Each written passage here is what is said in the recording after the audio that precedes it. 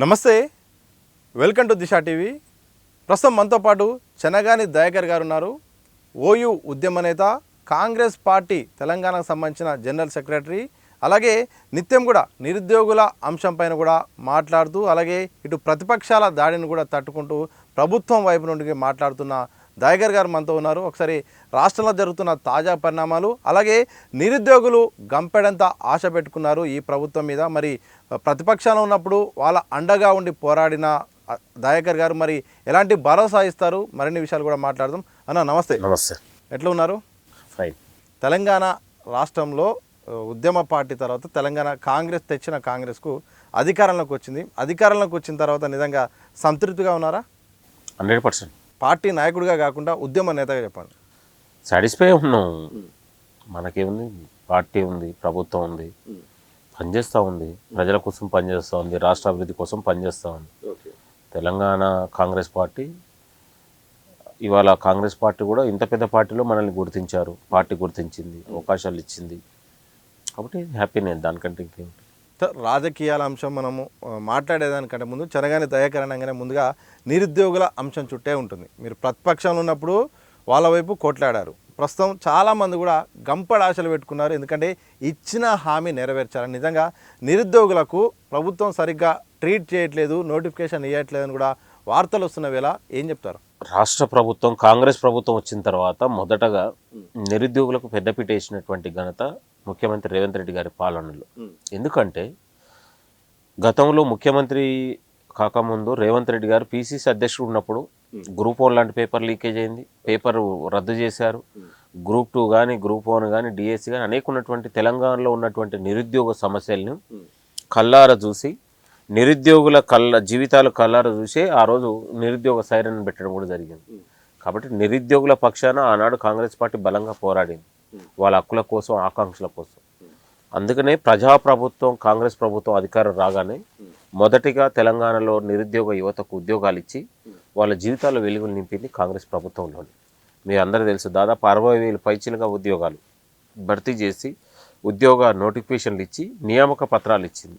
LB stadium లాంటి వేదికల్ని చేసుకొని, శిల్పారామం లాంటి వేదికల్ని చేసుకొని అక్కడ వేలాది మంది నిరుద్యోగులకు నియామక పత్రాలు ఇచ్చి ముఖ్యమంత్రి గారు కూడా ఒక సందేశం ఇచ్చారు.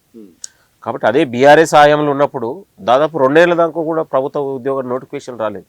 ఆనాడు ఉన్నటువంటి 2014 నుంచి 16 వరకు తెలంగాణ యువత పెద్ద ఎత్తున పోరాడింది. మాలాంటి వాళ్ళం కూడా యూనివర్సిటీలో ఉద్యోగ నోటిఫికేషన్ కోసం దీక్షలు, ధర్నాలు, పోరాటాలు పెద్ద ఎత్తున సాగినాయి. దాని తర్వాత 2 ఏళ్ల తర్వాత వాళ్ళు ఉద్యోగ నోటిఫికేషన్ల కోసం అప్పుడు ఆలోచన చేశారు. కాబట్టి వాళ్ళు నిర్లక్ష్యం చేసినట్లాగా మేము చేయలేదు, తెలంగాణ యువత కోసం ఆలోచించాం. ఇవాళ నిన్ననే మనం అందరం చూసాం, దాదాపు 7,437 ఎస్ఐ కానిస్టేబుల్ పోస్టులు కూడా భర్తీ చేయగలిగినాం. ఇట్లా ప్రతి 7,000 విషయంలో మాత్రం ఒక మాట మాట్లాడతాను. తెలంగాణ డీజీపీ ఏమన్నాడంటే, సిబి అన్నది 20,000 పోస్టుల వరకు ఖాళీలు ఉన్నాయి, త్వరలో భర్తీ చేస్తామని చెప్పాను. కానీ రాష్ట్ర ప్రభుత్వం మాత్రం కేవలం 5,000 ప్రకటించింది. ఈ మధ్యకాలంలో 2,400 సీట్ ఉద్యోగాలు కూడా పెంచింది. నిజంగా ఎందుకు సీట్ల విషయం, ఎందుకు ఉద్యోగాల విషయంలో, పోలీసు రిక్రూట్మెంట్ విషయంలో అంత తక్కువగా నోటిఫికేషన్? అంటే ఆర్థిక శాఖ అప్రూవల్ తీసుకొని, ఏదైతే మనం ఒక ప్రభుత్వానికి నివేదిక వచ్చిందో ఆర్థిక శాఖ అప్రూవల్ తీసుకొని వచ్చినటువంటి వాటిని భర్తీ చేసింది. తెలంగాణలో మళ్ళీ ఉద్యోగాల భర్తీ ప్రక్రియ ఉంటుంది. కాబట్టి ప్రతి ఆర్థిక అప్రూవల్ వచ్చిన తర్వాత తెలంగాణ ఇంకా మరికొన్ని శాఖలలో కూడా ఉద్యోగాల భర్తీ ఉంటుందని ప్రభుత్వం చెప్తా ఉంది, ముఖ్యమంత్రి గారు చెప్పారు. భవిష్యత్తులో కూడా మళ్ళీ ఉన్నటువంటి ఉద్యోగాల భర్తీ ప్రక్రియ నిరంతరం కొనసాగుతూనే ఉంటుంది. తెలంగాణలో ప్రతి ఖాళీలను భర్తీ చేయాలనేది ఆలోచన ప్రభుత్వానికి ఉంది. నిన్నగాక మీ అందరూ టీజీపీఎస్సీ చైర్మన్ గారు కూడా మనకు చెప్పారు, 3 నెలలకు ఒకసారి నోటిఫికేషన్ భర్తీ ఉంటూనే ఉంటుంది. పరీక్ష గ్యాప్ ఉండేది. ఈ విధంగా గతంలో ఒకటేసారి గుంపుగా నోటిఫికేషన్లు ఇచ్చి మళ్ళీ ఈ కోటి చిక్కుముళ్లతో తెలంగాణ నిరుద్యోగులు గందరగోళపరిచే ప్రకటనలు కానీ, గందరగోళపరిచే నియామకాలు కానీ ఇక్కడ ఉండదు. ఏదైనా పారదర్శకత, నిరుద్యోగుల విజ్ఞప్తి మేరకు నిరుద్యోగులకు లబ్ధి చేకూర్చేలా వాళ్ళకు కూడా ఒక సమయం ఇచ్చి పేపర్ టు పేపర్ కానీ, నోటిఫికేషన్ టు నోటిఫికేషన్ గ్యాప్ ఇచ్చేటట్లు కూడా ఆలోచన చేస్తూ ఉంది. కాబట్టి ఇప్పుడు 7,437 పోస్టులను ఎస్ఐ కానిస్టేబుల్, ఏఆర్ గారికి సంబంధించి, ఇంకా రక్షణకు సంబంధించి పోస్టులను భర్తీ చేశారు. మరికొన్ని రోజులలో ఈ నోటిఫికేషన్ తర్వాత మరికొన్ని రోజులలో మళ్ళీ నోటిఫికేషన్ ఉంటూనే ఉంటాయి. కాబట్టి ఈ నోటిఫికేషన్లో నిరుద్యోగులు ఉన్నటువంటి కొంత ఒక డిమాండ్ను ఆసరా చేసుకొని వాళ్ళు బీఆర్ఎస్ బీజేపీ పార్టీలకు దీన్ని ఒక పెద్ద రాజకీయం చేసుకొని ఇక వాళ్ళు ఎట్లా చేస్తున్నారు ఎందుకంటే మీరు ఒకవైపు భరోసా ఇస్తుంది ప్రభుత్వం తరపు నుండి త్వరలో నోటిఫికేషన్ ఇస్తుంటే పెద్ద ఎత్తున నిరుద్యోగులు బయటకు వచ్చి ఉద్యమాలు చేస్తున్నారు. ఎందుకు ఈ పరిస్థితి వస్తుంది? తెలంగాణలో నిరుద్యోగం అనేది బీఆర్ఎస్ హయాంలో పెంచి పోషించింది. నిరుద్యోగ సమస్యను పరిష్కారం చూపించలేదు. ప్రభుత్వం వచ్చిన తర్వాత నిరుద్యోగ సమస్యకు పరిష్కారం చూపించింది. ఇవాళ ప్రభుత్వ రంగంలో పాటు ప్రైవేట్ రంగాల్లో కూడా తెలంగాణ యువతకు ఉద్యోగ అవకాశాలు ఇస్తే ఇప్పుడు డిగ్రీ చదువుకున్న డిగ్రీ స్థాయి నుంచి ఒక స్కిల్ నుంచి క్వాలిటీ ఎడ్యుకేషన్ ఇస్తే వాడు ఎక్కడో చోట ఉన్నటువంటి అకామిడేషన్ అవుతాడు. ఇక ప్రతి వాళ్ళకు తెలంగాణలో లక్షలాది మంది ప్రైవేట్ సెక్టర్లో ఉద్యోగాలు లేక కూడా మొత్తం కూడా డిగ్రీ పీజీ ఇంజనీరింగ్ అయిపోయిన ప్రతి విద్యార్థి ప్రభుత్వ ఉద్యోగాన్నే ఒక ఆసరా చేసుకుంటారు. ముఖ్యమంత్రి గారి యొక్క ఆలోచన ఏంటంటే ప్రభుత్వంతో పాటు ప్రైవేట్లో కూడా ఒక లక్షలాది ఉద్యోగాలు క్రియేటివిటీ చేస్తే తెలంగాణలో ఒక ఎడ్యుకేషన్ హబ్తో పాటు ఒక ఫార్మా రంగంలో కానీ ఇండస్ట్రియల్ రంగంలో కానీ సాఫ్ట్వేర్ రంగాన్ని కూడా మనం డెవలప్ చేస్తే దాని ద్వారా ఉన్నటువంటి తెలంగాణ యువతకు ప్రధానంగా లబ్ధి చేకూరుతుంది అనేది ఒక ఆలోచన చేశారు. అది అందుకనే కదా ఒక స్కిల్ యూనివర్సిటీని పెట్టి క్వాలిటీ ఎడ్యుకేషన్ ఇవ్వాలనేది ముఖ్యమంత్రి గారి యొక్క ఆలోచన. కాబట్టి ఇది ఈ రోజు ఇది ఉపయోగపడకపోవచ్చు, కానీ భావితరాలకు భవిష్యత్ తరాలకు మాత్రం ఇది చాలా ఉపయోగపడుతుంది. భవిష్యత్తులో కూడా మెజార్టీగా ఉన్నటువంటి ప్రైవేట్ సెక్టార్ని కూడా ఉపయోగించుకునే అవకాశాలు నిరుద్యోగులలో ఉంటుంది. ఒకటేమో చాలా మంది మీద మొన్న కేసులు పడ్డాయి. పోలీసు ప్రిపేర్ అయ్యే వాళ్ళకు యూనిఫామ్ సంబంధించిన వాళ్ళకి కేసులు ఉంటే ఉద్యోగాలు రా. అదొకటి. ఎగ్జామ్ ఫీజు అనేది చాలా ఎక్కువగా ఉంది, దాదాపు 1000 పైగా ఉంది. వరుసగా నోటిఫికేషన్లు వస్తుంటే ఆర్థిక భారం అయ్యే పరిస్థితి. ఈ విషయంలో ఆలోచన చేయాలని చెప్తున్నారు. మీ తరపున సాయం చేస్తారా? ఇప్పుడు నేను అనేది శాంతి పద్ధతులకు భంగం కలిగించే కార్యక్రమాలు కానీ చట్టవిరుద్ధమైన కార్యక్రమాలు కానీ డెమోక్రటిక్గా మనం ఈ రాష్ట్ర ప్రభుత్వం వచ్చిన తర్వాత ఇందిరా పార్కు లాంటి చౌరస్తాన్ని తెరిచి ధర్నాలు ఉండాలి, పోరాటాలు ఉండాలి, న్యాయబద్ధమైన ధర్మబద్ధమైన ప్రజాస్వామికమైన పోరాటాలు ఉండాలనేది తెలంగాణ ప్రభుత్వం కోరుకుంది. దాన్ని కూడా ఇలాగ ప్రభుత్వం అవకాశాలు ఇస్తుంది, దాన్ని కూడా శృతిమించొద్దు. ప్రజలకు కానీ పోలీసుకు కానీ ఇటు ఉన్నటువంటి ప్రజలకు ఆటంకం అయ్యగల ఇబ్బందులు ఉన్నటువంటి రోడ్ల మీదకి వచ్చి విచ్చలేడని కాదు. న్యాయం ధర్మం, ఎందుకంటే ప్రజాస్వామ్యబద్ధంగా రాజ్యాంగబద్ధంగా కార్యక్రమాలు చేసుకోవచ్చు. దాన్ని శృతిమించినప్పుడు పోలీస్ చేస్తుంటారు. అది నేను అధికారం ఉన్నాను, నేను రాజకీయ పార్టీకి, నేను కాంగ్రెస్ రోడ్డు మీద కూర్చుని నా మీద కూడా ఉంటుంది. చట్టం అనేది అందరికీ వర్తిస్తుంది. కాబట్టి దాని కోణంలో ఉంటుంది. మీరు అన్నట్టు ఫీజుల అంశం ఉందని తెలంగాణ ఉన్నటువంటి పోలీస్ బోర్డు ఆలోచన చేస్తుంది. ఇంకా ఏదైనా ఉన్నటువంటి వాళ్ళకి ఇబ్బంది ఉన్నప్పుడు మేము కూడా ఒకటి విజ్ఞప్తి చేస్తుంటాం. ప్రతిపక్షంలో ఉన్నప్పుడు చెనగాని దయాకర్ నిరుద్యోగులను రెచ్చగొట్టాడు. ఇప్పుడు అధికారంలోకి వచ్చి పదవులు అనుభవిస్తున్నారని ఒక విమర్శ. నిజంగా ఏం పదవులు అనుభవిస్తారు? సుఖపడ్డారా? పదవి పార్టీ ఒక బాధ్యత ఇచ్చింది, మనము ఒక పార్టీ కోసం పనిచేస్తాం.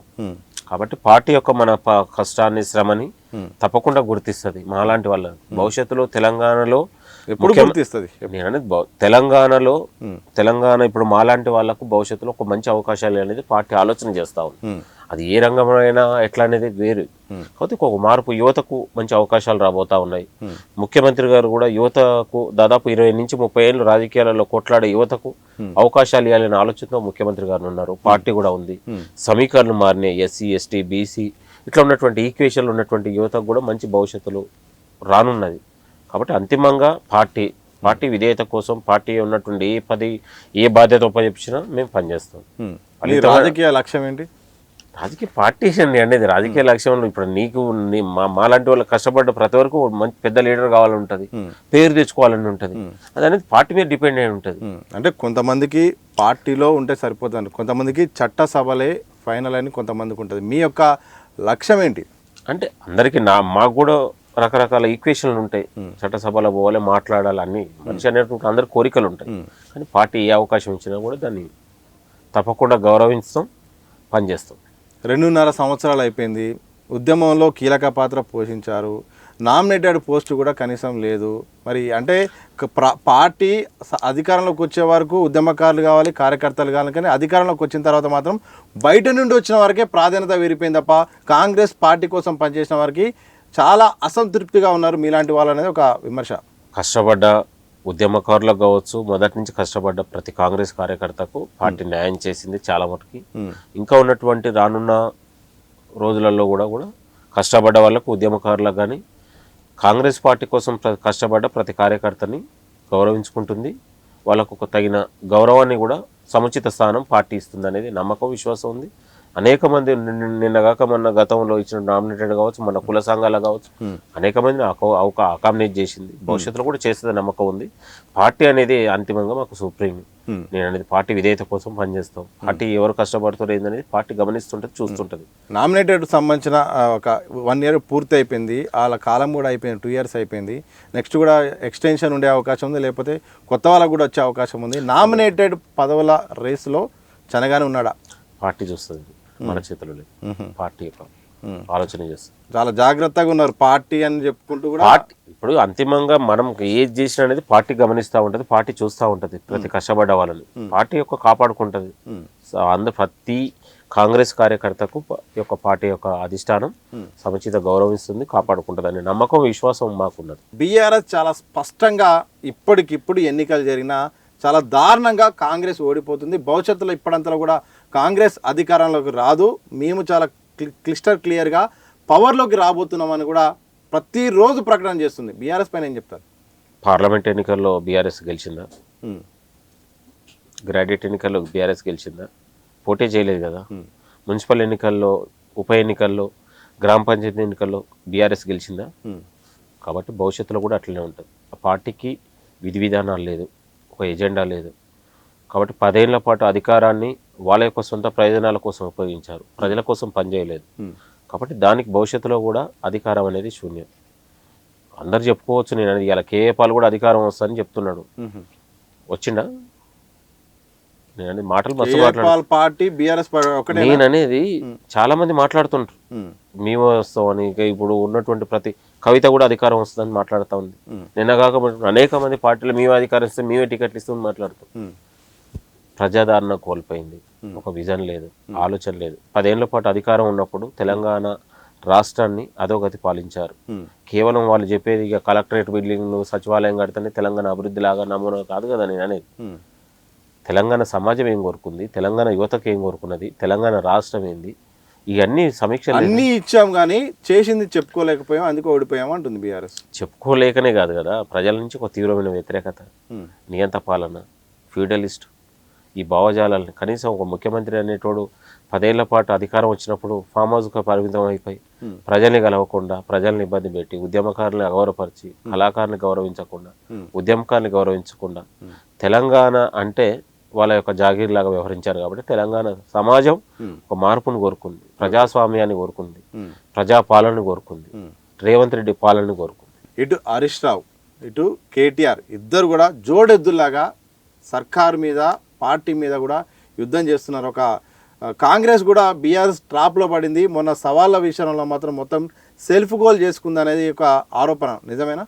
వాళ్ళిద్దరు కడుపులో కత్తులు పెట్టుకుంటారు, పైకి నటిస్తుంటారు. వాళ్ళిద్దరు కడుపులో కత్తులు పెట్టుకుంటారు. హరీష్ రావు, కేటీఆర్ కడుపులో కత్తులు పెట్టుకొని పైకి మాత్రం సురభి నాటకాల ఆర్టిస్ట్ లాగా నటిస్తూ ఉంటారు ప్రజలకు చూడ.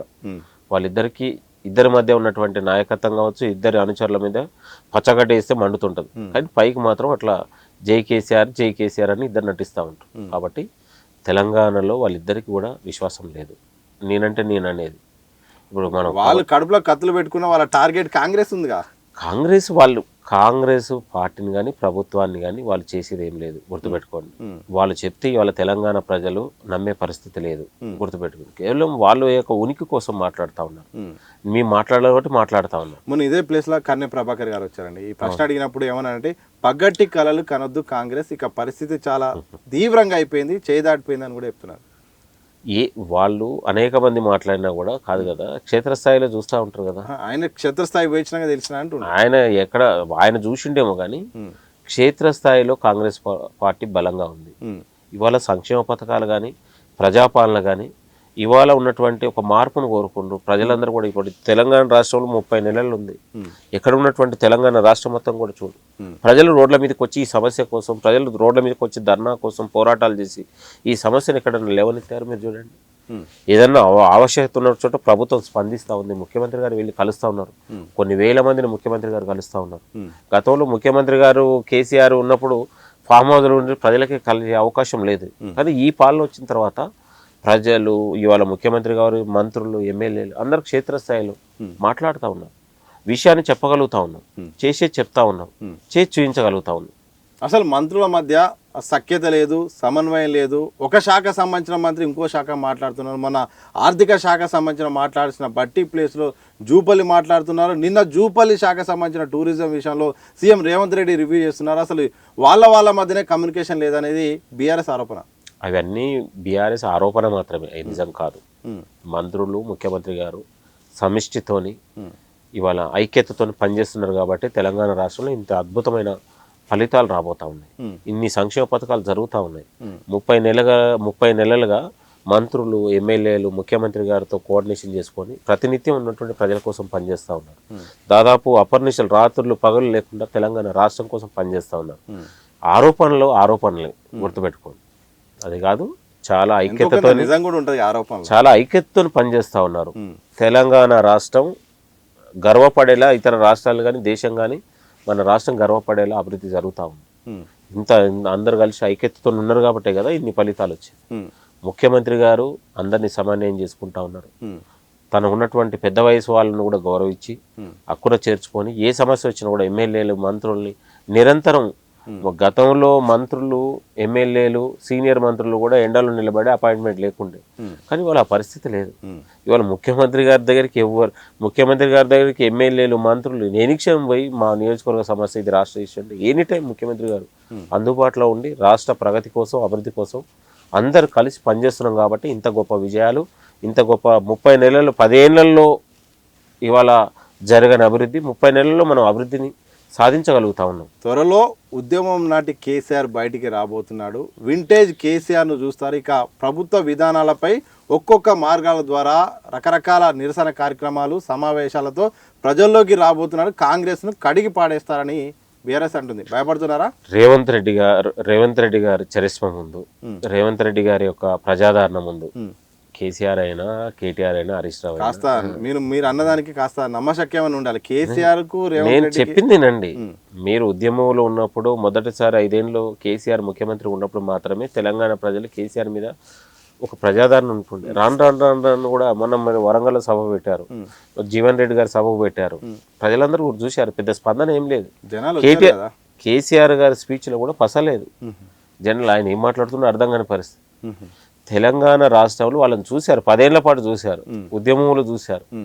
ఏముంటదు, ఏమంటారుగా కొత్త సీసాలో పాత సారాగా తప్ప ఏం మార్పు ఉండదు. పాడిందే పాస్ పండ్ల పాసర్ అన్నట్టు అదే భాగవతం గదే చెప్పుడు అనేది చవటలు, సన్యాసులు ఈ మాటల కోసమేనా కేసీఆర్ బయటకు వచ్చేది? ఇంత గొప్ప అభివృద్ధి జరుగుతుంది, మీ హాయంలో జరగలేదు, ఒక మార్పు వచ్చింది. మార్పుని, ప్రజల యొక్క ఉన్నటువంటి తీర్పుని గౌరవించాల్సి కదా ఎవరైనా. ఇవాళ వచ్చి గౌరవించి ఒక ప్రజాపాలనకు సలహాలు, సూచనలు, మీ అనుభవాన్ని ఇవ్వడంలో తప్పేంటి? ఇది ఇక్కడ ఉన్నటువంటి విద్వేషాలు కాదు కదా. ఇవాళ పాలలో ఇవాళ గెట్ల పంచాయతీ కాదు కదా. ఏది జరిగినటువంటి రాష్ట్రం అభివృద్ధి కదా. మీరు రాష్ట్రం కోసం, మేము రాష్ట్రం కోసం అందరూ కూడా మనం పోరాడినాం కదా. రాష్ట్రం అభివృద్ధి జరిగినప్పుడు, ప్రజలు ఒక తీర్పు ఇచ్చినప్పుడు దాన్ని గౌరవించి ఇది ఇట్లా చేయండి, ఇట్లా చేయండి అంటే ఎందుకు విదేశాలకు పోతా ఉన్నారు? ఎందుకు కాళ్ళల్లో కట్టబెట్టి ఎందుకు మీరు అభివృద్ధిని అడ్డుకుంటున్నారు? ఎందుకు ముఖ్యమంత్రి గారి పైన అక్కస్ ఎందుకు కలగలుగుతా ఉన్నారు? మీరు అక్కస్ అంటారు, కనీసం ముఖ్యమంత్రి పేరే కేసీఆర్ ఎత్తట్లేడు అసలు. అదే అక్కసు నేను అనేది. మరి అంతే కదా, ఈర్ష్య, అక్కసు, కడుపు కుట్రా, అరే మా గాంధీ వీళ్ళకి వచ్చింది అనేది నేను అనేది. ఎప్పుడు ఫ్యూడలిస్టులకు ఉండే భావజాలం మీకు కూడా ఉంటే ఎట్లా? మనం ఎప్పుడో గతంలో పురాణాలలో, చరిత్ర పుటాలలో ఫ్యూడలిస్టులు ఉన్నటువంటి ఏమంటారుగా బుర్జవాళ్ళని మనం పేరు విన్నాం. కానీ అదే భావజాలంతో మీరు ఇంకా నటిస్తుంటే ఎట్లా నేను అనేది? ప్రజలలో ఒక మార్పు వచ్చింది, ఒక ప్రజాస్వామ్య వాతావరణం వచ్చింది, ఒక స్వేచ్ఛ వచ్చింది, సామాజిక న్యాయంతో కూడినటువంటి ప్రజాపాలన మనం అందించగలుగుతా ఉన్నాం. దానికి మీ సలహాలు, సూచనలు ఇవ్వడం వల్ల మీకు ఒరికిది నేను అనేది. రండి, అసెంబ్లీకి రండి, వచ్చి మేము మాట్లాడండి, సలహాలు, సూచనలు ఇవ్వండి. ఎందుకు ఉన్నటువంటి దేశాలు, ఎందుకు ఈ ఆరోపణలు? అసెంబ్లీకి రమ్మంటున్నారు కానీ అసెంబ్లీలో సమయం మాకు ఇవ్వట్లేదు, మొత్తం వాకౌట్ చేసే పరిస్థితి తీసుకొస్తున్నారు అంటున్నారు. ఇప్పుడు మీకు అక్కడ ముఖం లేకనే కదా, మీకు అక్కడ ముఖం లేకనే మాట్లాడలేదు. నిజాలు మాట్లాడితే తట్టుకోలేకపోతున్నారు. ఇప్పుడు మిమ్మల్ని ఆడికి వస్తే మీకు ఏమన్నా హారతలు ఇచ్చి కుంకుమ పెట్టి ఇచ్చేసి మీకు హారతలు ఇవ్వాలా? మీరు వాస్తవాలు మాట్లాడితే తట్టుకోండి. మీ వైఫల్యాన్ని, గతంలో 10 ఏళ్ల వైఫల్యాలను మాట్లాడితే మీరు తట్టుకోవట్లేరు, బైకాట్ చేస్తున్నారు, వచ్చి గణపార్క్ దగ్గర కూర్చుంటున్నారు. బీజేపీ విషయంలో కాంగ్రెస్ స్టాండ్ అయితే, ఎందుకంటే బీజేపీ తెలంగాణ రాష్ట్రంలో మెల్లమెల్లగా ఎదుగుకుంటూ ఈరోజు పార్లమెంట్ స్థానాల్లో, అసెంబ్లీ స్థానాల్లో, మండలి స్థానాల్లో పెరుక్కుంటూ పోతుంది. బీజేపీ రాను నెక్స్ట్ మా పవర్లోకి రాబోతుంది. ఇక్కడ కాంగ్రెస్ పని అయిపోయింది, కళ్ళు మూసి తెరిచేలో మేము ప్రభుత్వంలోకి వస్తామని కూడా బీజేపీ జాతీయ అధ్యక్షుడే ఇక్కడికి వచ్చి చెప్పారు. జాతీయ అధ్యక్షుడికి అవగాహన లేకుండా మాట్లాడిండు. తెలంగాణ రాష్ట్ర ఏర్పాటుని అగౌరవపరిచిన వాళ్ళు, తెలంగాణ రాష్ట్రాన్నే వాళ్ళు తల్లిని చంపి పిల్లనిచ్చారన్న వాళ్ళు. కాబట్టి తెలంగాణ రాష్ట్రం మీద బీజేపీకి ముమ్మాటికి విద్వేషం ఉంది, కక్ష సాధింపు ఉంది రాష్ట్రం మీద. బీజేపీకి ఇక్కడ అధికారం అనేది పగటి కళ మాత్రమే. జన్మలో కూడా అధికారం బీజేపీ ఇక్కడ ఫామ్ చేయలేదు. కేవలం నేను అనేది గుర్తుపెట్టు. ఏ కాన్ఫిడెన్స్తో చెప్తున్నాను? ఏ కాన్ఫిడెన్స్ నేను కాదు, మీరు తెలంగాణలో ప్రతి పల్లెలో పోయి అడగండి. బీజేపీ గుర్తు కూడా తెలియని గ్రామాలు ఉన్నాయి, బీజేపీ గుర్తు తెలియని కూడా జిల్లాలు చివరిలో కొట్టేస్తామని ఎట్లా కొడతారండి? నేను అనేది కొట్టేయడం అంటే ఏంది? ఏమన్నా కత్తి తీసుకొని పొడిచేదా? నాకు అర్థం కాదు. కొట్టేస్తాం అంటే ఏంది? ప్రజల ఆదరణ, ప్రజలు ఇవాళ ఏమన్నా తెలంగాణ రాష్ట్రంలో దేశవ్యాప్తంగా ప్రాజెక్టులు కట్టినాము, ఉన్నటువంటి చెరువులు కుంటలు దోయినాము, ఇలా ఇండ్లు ఇచ్చినాము, భూములు ఇచ్చినాము, తెలంగాణలో డెవలప్మెంట్ చేసినాం, రోడ్లు ఇచ్చినాం, విమానాశ్రయాలు కట్టినాము. ఇట్లా తెలంగాణ కాంగ్రెస్ ఈ ఒక్కరోజే కాదు, మొత్తం దేశ నిర్మాణంలో కాంగ్రెస్ భాగమైంది కదా. ఇవాళ తెలంగాణ రాష్ట్రాన్ని ఇవ్వగలిగినాం. ఇవాళ మనం ఒక విజన్తో పనిచేస్తా ఉన్నాం. బీఆర్ఎస్ హయాంలో చేయలేని కార్యక్రమాలు ఇప్పుడు మనం చేసి చూపించగలుగుతా ఉన్నాం. కాబట్టి ఒక మార్పుని కాంగ్రెస్ అనేది ప్రతి కార్యకర్తతో పాటు తెలంగాణ ప్రజల హృదయాల్లో కాంగ్రెస్ పార్టీ ఉంటుంది, అభిమానం ఉంటుంది. మీరు గుర్తుపెట్టుకోండి. జనసేన విషయంలో కాంగ్రెస్ ఎట్లా చూస్తుంది? ఈ మధ్యకాలంలో వరుసగా యాక్టివిటీ చేస్తున్నారు. పవన్ కళ్యాణ్ బయటకు వచ్చి కూడా విమర్శలు చేస్తున్నారు. తెలంగాణ సెంటిమెంట్ బయటకు వచ్చేలా కనిపిస్తుంది. అది బీఆర్ఎస్ ప్లస్ అవుతుందా లేకపోతే కాంగ్రెస్ ఎట్లా ట్యాకిల్ చేస్తుంది? జనసేన ఈ ఒక్క రోజే కాదు, గతంలో ఒక గాజు గుర్తుతో అనేక సార్లు అక్కడక్కడ పోటీ చేసింది. 500 కాదు నేను అనేది 500, 200, 300 ఓట్లతోనే అక్కడక్కడ ఇదైంది. దాని గురించి పెద్ద ప్రభావం ఉండదు, గుర్తుపెట్టుకో. ఇక్కడ ఉన్నటువంటి పవన్ కళ్యాణ్కు ఇంకోరికి ఇక్కడ అవకాశాలు ఉండవు. పేరుకు నేను అనేది అది మీడియా ప్రభావం తప్ప వేరే ప్రభావం ఉండదు, ప్రజల ప్రభావం ఉండదు ఇక్కడ. కాబట్టి ఆయన నాయకత్వాన్ని ఇక్కడ యాక్సెప్ట్ చేయరు. నిరుద్యోగుల అంశం మీరు మాట్లాడారు. ఇప్పుడు ఉద్యమకారుల అంశం కూడా మాట్లాడదు. ఎందుకంటే ఉద్యమకారులకు న్యాయం చేస్తాము, అలాగే ఉద్యమంలో ఎవరైతే కీలకంగా ఉన్నారో వాళ్ళకైతే మాత్రం ప్రభుత్వం అండగా ఉంటుందని చెప్తున్నారు. కానీ ఉద్యమ పార్టీ టీఆర్ఎస్ ఇప్పుడు బీఆర్ఎస్ చేయండి, తెచ్చిన కాంగ్రెస్ పార్టీ సర్కారు చేస్తుందా? 100% చేస్తుంది. కాబట్టి వాళ్ళ ఉద్యమకారులకు చాకలైలమ్మ మనవరాలను తీసుకొచ్చి మహిళా కమిషన్ చేయగలను. బీఆర్ఎస్ హయాంలో 10 ఏళ్ల పాటు అవమానించబడినటువంటి దాసో శంకరమ్మని తీసుకొచ్చి ఇవాళ మహిళా కమిషన్ మెంబర్గా గౌరవించేయగలిగినాం. కాబట్టి ఇవాళ ఉద్యమకారులకు, కవులు, కళాకారులకు, ఇవాళ అందశ్రీ లాంటి వాళ్ళని ఇవాళ మనం గౌరవించుకోగలిగినాం, గద్దర్ లాంటి వాళ్ళని గౌరవించుకోగలిగినాం. ఇది తెలంగాణ రాష్ట్రంలో జరిగినటువంటి గొప్ప మార్పు. కాంగ్రెస్ ప్రజాపాలన వచ్చిన తర్వాత, గౌరవ ముఖ్యమంత్రి రేవంత్ రెడ్డి గారు అధికారం వచ్చిన తర్వాత ఇవాళ ఉద్యమకారులకు కూడా గౌరవించాలనే ఆలోచనతోని ఒక కమిటీని ఏర్పాటు చేసుకొని కేకే గారి నాయకత్వంలో పొన్నం ప్రభాకర్ గారు, కోదండ రామ్ గారు, అద్దంకి దయాకర్ గారు ఈ కమిటీ వేసుకొని కూడా ఉద్యమకారుల యొక్క ఉన్నటువంటి విజ్ఞప్తులు కానీ, వాళ్ళ యొక్క డిమాండ్ కానీ, వాళ్ళ యొక్క ఆలోచనలు కానీ ప్రతి జిల్లాలో ఇటు విద్యార్థి నాయకులతోనే ఉన్నటువంటి ఉద్యోగ సంఘాల నాయకులు ఉన్నటువంటి అందరు సకల జనంలో ఉన్నటువంటి ఆలోచనలు తీసుకొని వాళ్ళకి ఏమో చేయాలనే ఆలోచన ప్రభుత్వానికి ఉంది. కాబట్టే ఇవాళ ముందడుగు పడ్డది.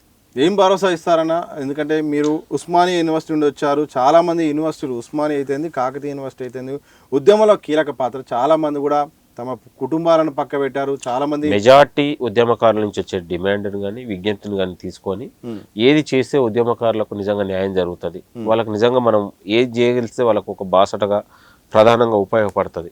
అది ఇల్లా, భూమా, చదువ, ఇంకో రూపంలో మనం ఎట్లా అనేది కూడా ప్రభుత్వం ఆలోచన చేస్తుంది, కమిటీ నిర్ణయిస్తుంది. కాబట్టి అనేక విజ్ఞప్తులు ఉన్నటువంటి నిన్న కూడా ఉద్యమకారులతో, ఉస్మానియా యూనివర్సిటీ ఉద్యమకారులతో పెద్ద ఎత్తున సమావేశం పెట్టింది. అందరి యొక్క అభిప్రాయాలు, ఒక్కరి అభిప్రాయం కాదు, వందలాది మంది అభిప్రాయాలు తీసుకుంటా ఉంది. ప్రతి జిల్లాలో తీసుకుంటుంది. రేపు కేయూ పోద్ది, ఇంకో దగ్గర పోద్ది, అన్ని యూనివర్సిటీ విద్యార్థులు, అధ్యాపకులని, ఉద్యమకారులని, ఇట్లా ఉన్నటువంటి డాక్టర్లు, న్యాయవాదులు అందరినీ అభిప్రాయాలు తీసుకొని దాని తర్వాత ఎట్లా ఏ విధి విధానాలు చేయాలి. మొదటగా నష్టం వారికి ఒక ప్రాణ నష్టం, తర్వాత ఉన్నటువంటి అవయవాలు కోల్పోయి నడవలేని పరిస్థితిలో ఇంకా ఉన్నటువంటి 1 by 1 ఒక 4 రకాలుగా చేసుకొని దానికి న్యాయం చేయాలనే ఆలోచన ప్రభుత్వం చేస్తూ ఉంది. ఉద్యమకారుల యొక్క అండగా ఉండాలనేది ప్రభుత్వం యొక్క ఆలోచన.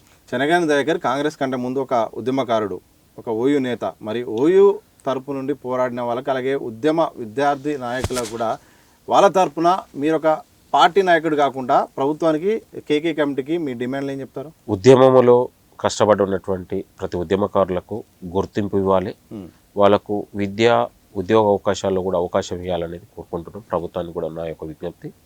ప్రధానంగా ఇవాళ ఉద్యమకారుల్లో అనేక మంది చనిపోయారు, వాళ్ళ కుటుంబాలకు కూడా అండగా ఉండాలనేది మన యొక్క ఆలోచన. కాబట్టి ప్రధానంగా ఇవాళ విద్యా ఉద్యోగాలలో కూడా ఉద్యమకారులకు ఒక ఉన్నటువంటి అవకాశాలు ఇస్తే ఇంకా బాగుంటుంది అనేది నా యొక్క ఆలోచన. ప్రధానమైన హామీ మీద చాలామంది ఆశలు పెట్టుకున్నారు. 250 గజాల మీద చాలామంది కూడా మీరు ఇచ్చిన హామీ ప్రకారం తృప్తిగా ఉన్నారు, కానీ రావాలని కూడా కోరుకుంటున్నారు. అది సాధ్యమవుతుందా? ఇస్తే చాలా బాగుంటుంది. ప్రభుత్వం ఆలోచన చేస్తుంది దాని యొక్క సాధ్యాసాధ్యాలను బట్టి. ఇస్తేనే కాడే ఉన్నారండి. నేను ఇస్తే అనేది కాదు, ఇవ్వాలనే ప్రభుత్వం యొక్క ఆలోచన, అది ఇవ్వాలనేది ఆలోచన. దాన్ని అందరం కూడా స్వాగతిస్తా ఉన్నాం. కాబట్టి భవిష్యత్తులో కూడా మరింత ఉద్యమకారులకు ఉపయోగపడేలా కూడా ప్రభుత్వం యొక్క ఆలోచన చేస్తూ ఉంది. కాబట్టి ఈ 200 గజాలు అనేది కూడా ప్రభుత్వం గతంలో మేనిఫెస్టోలో పెట్టాం. ఇది తీసుకురావడం అనేది కూడా అందరికీ కూడా ఉపయోగకరంగా ఉంటుంది. కాబట్టి దాన్ని కమిటీ కూడా ఎట్లా విధి విధానాలు ఏ క్రైటీరియా తీసుకుంటుంది అనేది కూడా మనందరం చూడాలి. ఏది ఏమైనా ఉద్యమకారులకు 10 ఏళ్ల పాటు ఇవాళ ఉద్యమకారులకు ఇవాళ ఎన్నడూ పట్టించుకోలేదు, ఏనాడు సమీక్షలు చేయలేనటువంటి సందర్భంలో ఇవాళ కాంగ్రెస్ ప్రభుత్వం ముఖ్యమంత్రి రేవంత్ రెడ్డి పాలన వచ్చిన తర్వాత ఉద్యమకారులను గౌరవించడం అనేది ఇది ఒక స్వాగతిస్తా ఉన్నాం. ఇది ఒక మంచి పరిణామం. తెలంగాణలో ఉద్యమకారులకు, కవులు, కళాకారులకు దక్కినటువంటి గౌరవంగా మేము భావిస్తా ఉన్నాం. ఇవాళ అందశ్రీ లాంటి వాళ్ళని, గద్దర్ లాంటి వాళ్ళని కొనియాడుకుంది. ఇవాళ వర్ధంతి జయంతిని ప్రభుత్వం అధికారికంగా నిర్వహిస్తూ ఉంది. ఇవాళ చాకలైలమ్మ కానీ, కొండ లక్ష్మణ్ బాపూజీ కానీ, సర్దార్ పాపన్న కానీ సామాజికవేత్తలను కూడా గౌరవించుకున్నటువంటి సందర్భం ప్రజాపాలనలో, ముఖ్యమంత్రి రేవంత్ రెడ్డి గారి పాలనలో. ఈ వైభోగం, ఈ సందర్భంలో, గత పాలనలో ఇవన్నీ కూడా కొరవడినాయి. కాబట్టి తెలంగాణ సమాజం పెద్ద ఎత్తున అట్టుడికిపోయింది. ఇవాళ బీఆర్ఎస్ పాలన మీద పెద్ద ఎత్తున తిరుగుబాటు వచ్చింది. కాబట్టి సామాజిక శక్తుల్ని ఇవాళ అందరినీ కూడా కవులు, కళాకారులు గౌరవించుకున్నటువంటి ప్రభుత్వం ప్రజాప్రభుత్వం. ఒక మాట ఒప్పుకుంటారా, విద్యార్థి ఉద్యమకారులకు బీఆర్ఎస్ గుర్తించినంతగా కాంగ్రెస్ సర్కార్ అయితే మాత్రం గుర్తించలేదు. రాజకీయ పదవుల విషయంలో మాత్రం చాలా అన్యాయం చేసింది. అప్పుడున్న వాళ్ళే చాలా మంది లబ్ధి పొందారు తప్ప ఇప్పుడు వారిని పట్టించుకోవట్లేదని ఒక విమర్శ ఉంది. దానికి సొల్యూషన్ దొరుకుతుందా, అట్లే ఉంటుందా? గత పాలకులు చేశారేమో, కానీ కాంగ్రెస్ ప్రభుత్వంలో కూడా కష్టపడ్డ వాళ్ళకు కూడా న్యాయం దక్కుతుంది. మీరు ఇంకా పార్టీ పదవుల దగ్గర ఆగిపోయారు. నేను అనేది ఇది కూడా ఒక బాధ్యతే కదా. నేను అనేది సరిపోద్దా పార్టీ పదవి ప్రభుత్వం ఉన్నాక? నేను ఇది కూడా ఒక బాధ్యతే. మేమేం రోజు నిత్యం మాట్లాడుతూ ఉన్నాం, కలుస్తూ ఉన్నాం. తెలంగాణ రాష్ట్రంలో ప్రతి కాంగ్రెస్ పార్టీ కోసం కానీ ప్రభుత్వం కోసం కష్టపడ్డ ప్రతి కార్యకర్తని గౌరవించుకుంటుంది. ఎక్కడ కూడా అన్యాయం జరగదు. ఉద్యమంలో కీలకంగా ఉద్యమంలో ఉన్నటువంటి వాళ్ళకు కూడా గౌరవించుకుంటుంది. ఉద్యమంలో ఉన్న వాళ్ళు కాంగ్రెస్ పార్టీలో కూడా ఉన్నారు కదా, వాళ్ళందరినీ కూడా గౌరవించుకుంటుంది. ఒక విమర్శ అయితే కనిపిస్తుంది. నిజంగా కాంగ్రెస్ పార్టీ శ్రేణుల్లో మాత్రం 10 ఏళ్ల పాటు తిప్పలు పడ్డాము, పార్టీ కోసము బీఆర్ఎస్ ఆఫర్ వచ్చిన కానీ వదులుకున్నాము, కానీ ఇంకా కూడా మాకు అవకాశాలు రావట్లేదు, పట్టించుకోవట్లేదు, బయట నుండి వచ్చిన వారికే పదవులు వస్తున్నాయని ఒక విమర్శ ఉంది. దానికి అలాంటిది ఏం లేదు. అది ఆరోపణలు బీఆర్ఎస్ పార్టీ ప్రధానంగా చేస్తుంది తప్ప కాంగ్రెస్ పార్టీలో కష్టపడ్డ వాళ్ళని గుర్తిస్తూ ఉంది, వివిధ రూపాల్లో పదవులు ఇస్తూ ఉంది. రానున్నటువంటి సందర్భాల్లో కూడా మళ్ళీ కొంతమంది కూడా అవకాశాలు దక్కుతాయి. కాంగ్రెస్ పార్టీ అనేది గొప్ప పార్టీ, ఒక ప్రజాస్వామ్యంగా ఒక స్వేచ్ఛ ఉన్నటువంటి పార్టీ. కాబట్టి కాంగ్రెస్ పార్టీలో అన్నీ ఉన్నటువంటి సామాజిక న్యాయానికి పెద్దపీట వేస్తుంది, కష్టపడ్డ వాళ్ళకు పెద్దపీట వేస్తుంది, మహిళలకు పెద్దపీట వేసే పార్టీ. కాబట్టి అందరినీ సమీకరించి ఎవరు వివిధ హోదాలను కూడా పార్టీ గౌరవిస్తాం. హైడ్రా కొందరిపైనే చర్యలు తీసుకుంటుందా, పెద్దవాళ్ళను వదిలేసి పేదల పైనే పడుతుంది? ప్రధానంగా ఫాతిమా కాలేజ్ విషయంలో మాత్రం ఎంఐఎంకు భయపడుతుంది అనేది కేంద్ర మంత్రులు కిషన్ రెడ్డి అయితే, బండి సంజయ్, అలాగే ఇటు బీఆర్ఎస్ పైన కూడా టార్గెట్ చేసి మాట్లాడుతుంది. నిజంగా మజ్లిస్ కాలేజ్ విషయంలో మాత్రం ఎందుకు రాజీ పడుతుందంటే ఏం చెప్తారు? హైడ్రాకు పెద్ద కులం, మతం, ప్రాంతం అనేది కాదు. హైడ్రా వచ్చిన తర్వాత తెలంగాణలో దాదాపు లక్షలాది మంది ఉన్నటువంటి లక్షల రూపాయల విలువైనటువంటి సంపదను కాపాడింది. చెరువులు, కుంటలు, లేకుల్ని బీఆర్ఎస్ సహాయంలో ఆక్రమించుకున్న అనేక ఉన్నటువంటి ప్రభుత్వం యొక్క భూముల్ని కాపాడింది.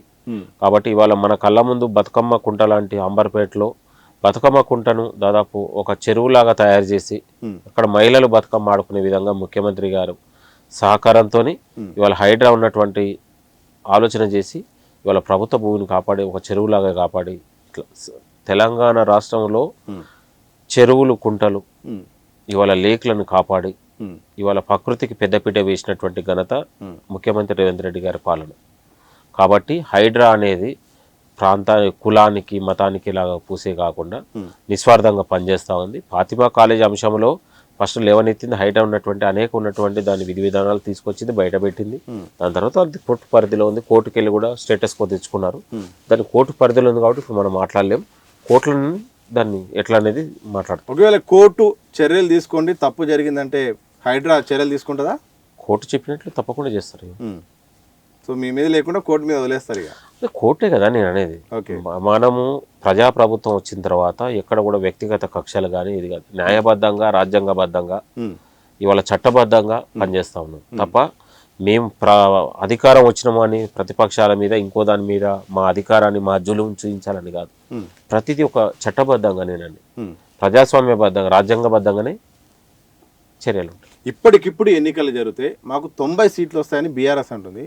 ఎన్నికలు వస్తే మాత్రం విజయం మాదే, కాషాయ జెండా ఎగరేస్తుందని బీజేపీ అంటుంది. కాంగ్రెస్ ఏమంటుంది? ఒకవేళ ఎన్నికలు వస్తే ఎన్ని సీట్లు వస్తాయి? కాంగ్రెస్ పార్టీ ఇప్పటికిప్పుడు ఎన్నికలు వస్తే 90 సీట్లు వస్తాయి. మీకు కూడా 90 వస్తాయా? 100%.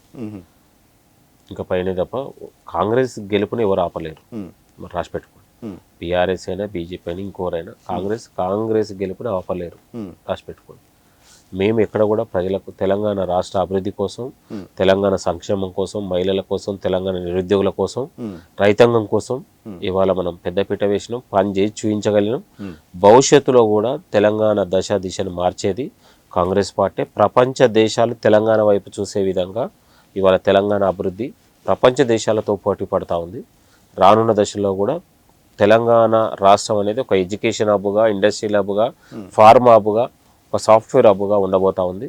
తెలంగాణ రాష్ట్రం అనేది భవిష్యత్తులో అమెరికాకు వలస దేశాలకు పోయే విధంగా తెలంగాణ యువత హైదరాబాద్ లాంటి నగరంలోనే అందరికీ కొలువులు వచ్చే, ఇవాళ ప్రభుత్వ ప్రైవేట్ రంగాలలో కొలువులు ఇచ్చే రాష్ట్రంగా, ఇక్కడికి పరిశ్రమలు పెట్టి ఇంకా ఉన్నటువంటి ఇండస్ట్రీలు పెట్టి ఇవాళ వేలాది మందికి ఉద్యోగాలు ఇచ్చే విధంగా ఇక్కడ ఉన్నటువంటి యువత తయారు కాబోతా ఉంది. అదే చట్టసభల్లో వెళ్ళాలి, చట్టసభల్లో తన గళాన్ని వినిపించుకోవాలన్న ఒక చనగాని కోరిక ఎప్పుడు నిజం కాబోతుంది? పార్టీ ఆదేశిస్తే చనగాని పార్టీ అధిష్టానం చేతిలో ఉంటుంది. అధిష్టానం పార్టీ నిర్ణయిస్తుందని బట్టి ప్లేస్ అన్న టైం అంతా వాళ్ళదేనా? పార్టీ నిర్ణయిస్తుంది. ఇప్పుడు నాకు కూడా పోటీ చేయాలని ఉంటుంది. ఎక్కడ నుండి పోటీ చేయాలని ఉంది మీ ప్లేస్? ఎక్కడైనా కూడా జనరల్గా నేను అనేది ఇప్పుడు ఆ చర్చ అవసరం లేదు. పార్టీ అనేది అధిష్టానం మేము పార్టీ నిబంధనల మేరకు పార్టీ యొక్క క్రమశిక్షణతో పాటు పనిచేస్తున్న వాళ్ళం. పార్టీ మాలాంటి వాళ్లకు సముచిత న్యాయం చేస్తుంది, గౌరవిస్తుంది. పార్టీ మమ్మల్ని కాపాడుకుంటుందనే నమ్మకం, భరోసా మాకున్నది. పార్టీ కోసం మరింత ఉన్నటువంటి అపర్నిషల్ పార్టీ కోసం పనిచేస్తాం. మళ్ళీ తిరిగి అధికారం రావడానికి కూడా మాలాంటి వాళ్ళం నిరంతరం పార్టీ కోసం. ఉద్యమ నేత కంటే కాంగ్రెస్ నేతలాగా ఐడియాలజీ మొత్తం పూర్తిగా అంతకు మించి ఏం చెప్పగలుగుతాం జనరల్గా నేను. పార్టీ మాకు సుప్రీం నేను అనేది గుర్తుపెట్టుకో. వచ్చే ఎన్నికల్లో, సాధారణ ఎన్నికల్లో ఏ ఏ పార్టీల మధ్య ప్రధాన పోటీ ఉండబోతుంది? మెయిన్గా రెండు పార్టీల మధ్య బిగ్ ఫైట్ ఏం జరగబోతుంది మీతో పాటు? ఇప్పుడు బీఆర్ఎస్ బీజేపీ లోపాయకార ఎజెండాతో పనిచేస్తాం కాబట్టి వాళ్ళిద్దరు లోపాయకార ఎజెండా అయినా, వాళ్ళిద్దరు రాజకీయ సహజీవనం అయినా తెలంగాణ సమాజానికి అందరూ తెలుసు. ఏదేమైనా కూడా కాంగ్రెస్ పార్టీ అనేది వాళ్ళు ఎంతమంది వచ్చినా, ఎన్ని జట్లు కట్టినా కూడా కాంగ్రెస్ అనేది విజయాన్ని ఆపలేరు. వాళ్ళు విజయం సాధిస్తూ ఉంది. మళ్ళీ తిరిగి కాంగ్రెస్ పార్టీ దాదాపు 90 సీట్లతో అధికారం రాబోతాం. మీ ప్రధాన ప్రత్యర్థి ఎవరు? ఇప్పుడు ప్రధాన ప్రత్యర్థి బీఆర్ఎస్ ఉంది, బీజేపీ ఉంది. బీఆర్ఎస్ని బలోపేతం చేసే ఆలోచనలో బీజేపీ ఉన్నది. కాబట్టి వాళ్ళిద్దరూ లోపాయకర ఉన్నది. మనం కలిసి ఉంటే నష్టపోతాం కాబట్టి వేరువేరుగానే ఉందామనే ఆలోచనతో వాళ్ళు చేస్తుండేమో. ఎవరు వచ్చినా కూడా కాంగ్రెస్ విజయాన్ని ఆపలేరు. కాంగ్రెస్ పార్టీని ఢీకొట్టే వాళ్ళిద్దరికి కూడా శక్తి సామర్థ్యాలు లేవనేది మేము భావిస్తాం. ఓకే, థ్యాంక్ యూ మీ విలువైన సమయాన్ని మాకు ఇచ్చిన. ఇది మొత్తంగా చనగాని దయాకర్ టీపీసీసీ ప్రధాన కార్యదర్శి, అలాగే ఉద్యమ నాయకులు అయితే మాత్రం ప్రధానంగా చెప్తుంది ఏంటంటే మాత్రం కాంగ్రెస్ విజయాన్ని ఎవరూ ఆపలేరు. వచ్చే ఎన్నికల్లో మాత్రం 90 సీట్లతో మరోసారి అధికార